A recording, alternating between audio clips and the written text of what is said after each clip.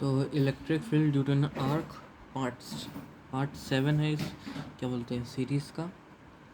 तो इसमें मैं डायग्राम पहले से बता दिया था ताकि टाइम थोड़ा कम लगे वीडियो में।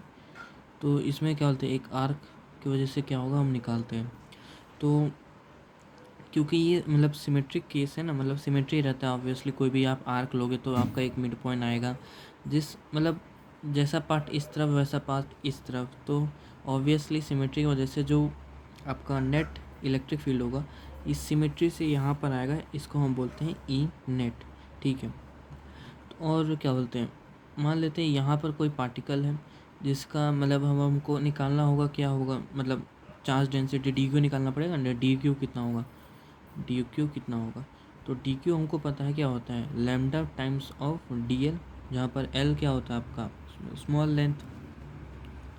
अब क्योंकि ये आर्क है और ये थीटा एंगल पे सबटेंडेड है इस लाइन से, तो हम क्या हमको पता है एल क्या होता है आर थीटा। तो डी एल क्या हो जाएगा आर मान लेते हैं ये ए है, रेडियस सब जगह सेम है, ए थीटा। ए थीटा है, डी थीटा मतलब डी थीटा की जगह थीटा लिया हम, समझ जाइएगा। अब डी एल का वैल्यू उधर रखते हैं तो क्या हो जाएगा lambda times of A theta. अब हमें पता है इलेक्ट्रिक फील्ड क्या होता है, डी लिखते हैं वैसे स्टार्टिंग में, k q by R square. R क्या है ए, यानी ए स्क्वायर। और डी क्यू क्या होगा, यही हो जाएगा lambda a theta, lambda a theta. Theta की जगह मैं चाहता हूँ ना कि डी थीटा लिखें, क्योंकि ये ज़्यादा मतलब मोस्ट अप्रोप्रिएट रहेगा, क्योंकि यहाँ पर भी डिफ्रेंशिएट किया, यहाँ पर भी डिफ्रेंशिएट किया है, थीटा यहाँ पर वेरिएबल है, तो डी थीटा लिखना ज़्यादा बेटर रहेगा। अब आप सोच रहे होंगे कि मैंने स्टार्ट में ये डायग्राम क्यों बनाया, ये कंपैरिजन के लिए है।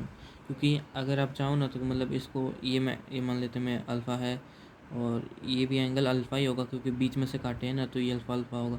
तो आप क्या कर सकते हो कि यहाँ से इसको इंटीग्रेट करोगे, ये थीटा मान के ये लंबा जाएगा। तो कंपैरिजन के लिए मैं बताता हूँ, क्योंकि हमें भी कंपैरिजन से ही बताया गया था क्लास में।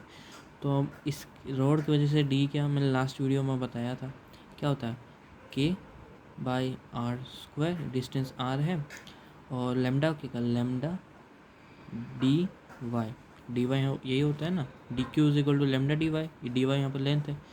और डी वाई हमको पता है वो टेन थीटा लिए थे, याद करिए टेन थीटा लिए थे, उसको डिफ्रेंशिएट किए थे तो क्या आया था a sec square theta d theta. मुझे क्यों याद है, क्योंकि मैंने 5 मिनट पहले ये वीडियो बनाई थी इसलिए मेरे को याद है ये।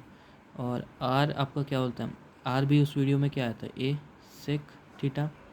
और फिर ये डी का वैल्यू इसमें पुट करते हैं, डी क्या आ जाएगा के लैम्डा डी वाई की जगह a sec square theta d theta divide by r square a square sec square theta.